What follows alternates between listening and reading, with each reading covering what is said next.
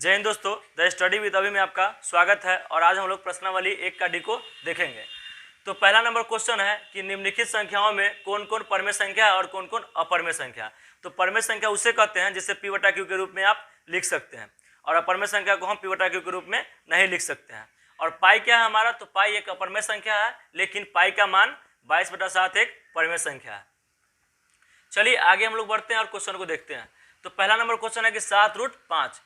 तो √5 का जो मान होता है ना, इसका वर्गमूल करेंगे हम लोग तो ये वर्गमूल नहीं निकलेगा, ठीक है। तो ये क्या है, एक अपरमेय संख्या है। अगर √5 का मान अगर निकल जाता तो ये परमेय संख्या होता, लेकिन मान निकलेगा नहीं, इसलिए ये अपरमेय संख्या है। अब बताइए कि √3 का वर्गमूल होगा तो नहीं होगा, तो ये भी क्या है, एक अपरमेय संख्या है, ठीक है। अब बताइए क्या है, √2 + 21। तो देखिए 21 तो एक परमेय संख्या है, लेकिन यहाँ पे √2 प्लस में है, ये तो क्या है, ये अपरमेय संख्या हो गया। चलिए देखते हैं ये पाई। तो पाई क्या है, एक अपरमेय संख्या है, तो सीधे सीधे ये भी अपरमेय संख्या हो जाएगा।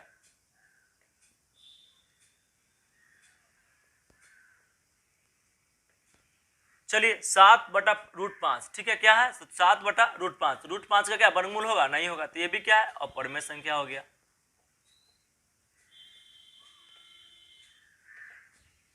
चलिए आगे बढ़ते हैं। यहाँ पे है 2 पाई, तो पाई का मान यहाँ भी अपरमेय संख्या है, तो ये भी क्या है, अपरमेय संख्या हो जाएगा। लगातार अपरमेय संख्या ही निकल रहा है। चलिए आगे बढ़ते हैं, तो इस क्वेश्चन को देखते हैं। तो इसको हल कर लेते हैं सबसे पहले।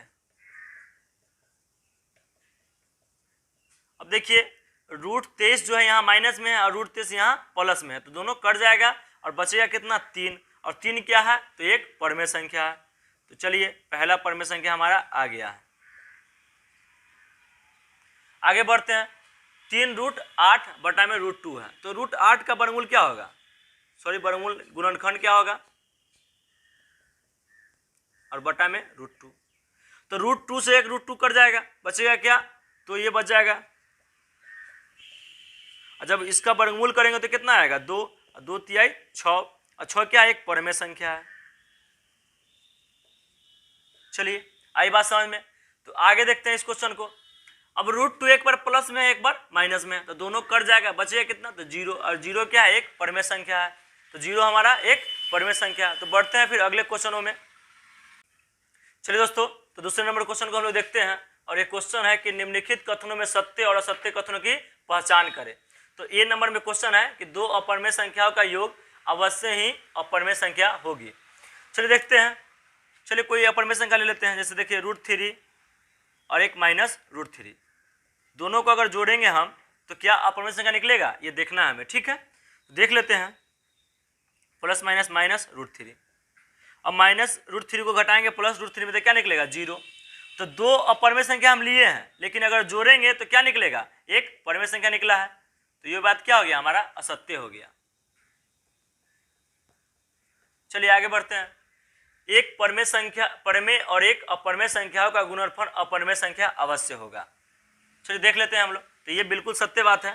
जैसे देख लेते हैं, √2 एक अपरमेय संख्या और परमेय संख्या 4 हो गया, तो इसका अगर गुना करेंगे हम तो कितना निकलेगा, ये भी एक अपरमेय संख्या है। √5 × 6 एक अपरमेय संख्या है, ये परमेय संख्या, गुना करेंगे तो कितना होगा हमारा, 6√5, और ये भी क्या है, एक अपरमेय संख्या है। तो ये क्या हो गया हमारा आंसर, इसका हो गया सत्य। इसका आंसर क्या हो गया हमारा, तो सत्य हो गया। आगे बढ़ते हैं। सभी परमेय संख्याओं की व्युत्क्रम संख्या प्राप्त होती है। तो 0 क्या है, एक परमेय संख्या है, 0 क्या है, एक परमेय संख्या है, लेकिन इसका व्युत्क्रम नहीं निकाला जा सकता है। कैसे, देखते हैं।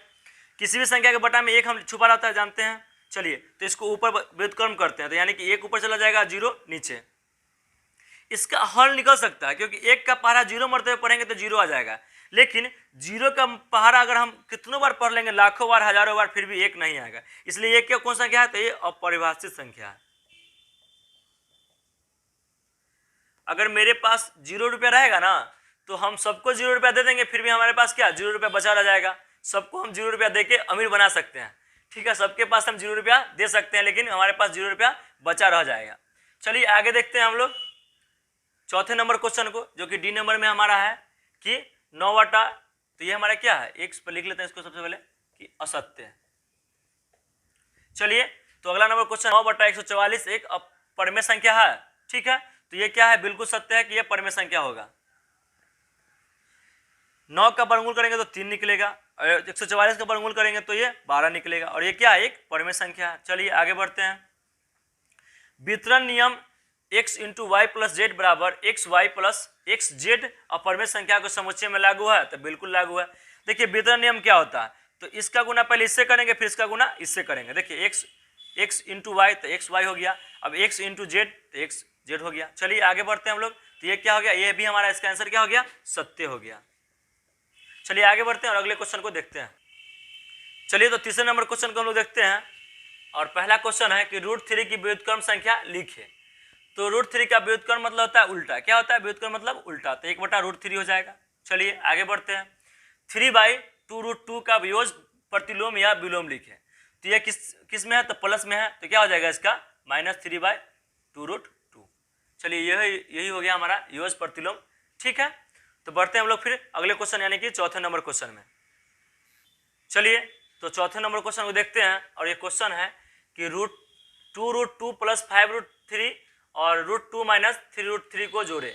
तो इसको जोड़ना है हमें। चलिए तो 2√2 + 5√3 और जोड़ना है, तो बीच में जोड़ देते हैं √2 - 3√3। देखिए यहाँ भी √2 है, यहाँ भी √2 है, तो 2 और 1 कितना हो जाएगा, तो 3√2, प्लस का चिन्ह है प्लस। अब देखिए 5 में से 3 जाएगा, कितना बचेगा, 2 बचेगा, और √3 है तो √3 दे देते हैं। तो ये हमारा आंसर हो गया।